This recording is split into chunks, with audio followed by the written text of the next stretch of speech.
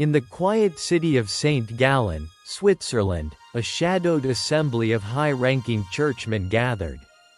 Known only to a few, this group would become one of the most controversial and enigmatic forces within the Catholic Church, the St. Gallen Mafia.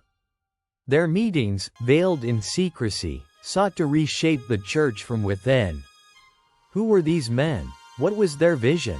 And what forces set them against the leadership of then Cardinal Joseph Ratzinger, the future Pope Benedict XVI? In the book The St. Gallen Mafia by Giulia Maloney, Maloney reveals the St. Gallen Mafia, the secret group of high-ranking liberal churchmen who used to meet at or near St. Gallen, Switzerland to plot their opposition to then Cardinal Joseph Ratzinger. The group is said to have included 45 liberal clergymen who wanted to implement fundamental reforms in the Catholic Church. The story begins decades earlier with Father Karl Rahner, S.J. In the early 1970s, Rahner published The Shape of the Church to Come, a blueprint for reform. His ideas called for synodality, communion for the divorced and remarried, and even the ordination of married men and women. Though controversial, Rahner's ideas found fertile ground among liberal clergy. His vision would inspire a powerful network, the St. Gallen Mafia.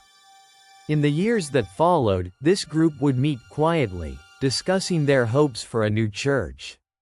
Martini dreamed of another council or synod. Casper pressed for communion for the divorced and remarried. Daniels sought exceptions to the Church's ban on condoms. Their agenda, however, faced a formidable obstacle: Cardinal Joseph Ratzinger, the Church's guardian of tradition. During the 2005 conclave, the Mafia's influence nearly brought Cardinal Jorge Mario Bergoglio to the papacy. But their hopes were dashed when Ratzinger was elected Pope Benedict XVI. Yet their work continued, quietly undermining the new pontificate. Allegations of a coordinated campaign against Benedict XVI have lingered, whispers of leaks, betrayals, and pressure from within.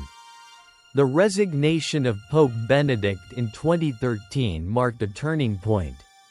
Cardinal Bergoglio, the man once backed by the Mafia, ascended to the throne as Pope Francis. Was this the culmination of their vision, or something far more complex? The St. Gallen Mafia's story raises difficult questions. Were they reformers or revolutionaries? Visionaries or conspirators? Perhaps the truth lies not in accusations, but in the tension between tradition and progress, a tension that has shaped the Church for centuries. Reflect, discern, seek the truth. The Church is a ship, and she must not drift with the currents, but steer a steady course. Pope Benedict XVI. Subscribe for more stories of faith, history, and reflection.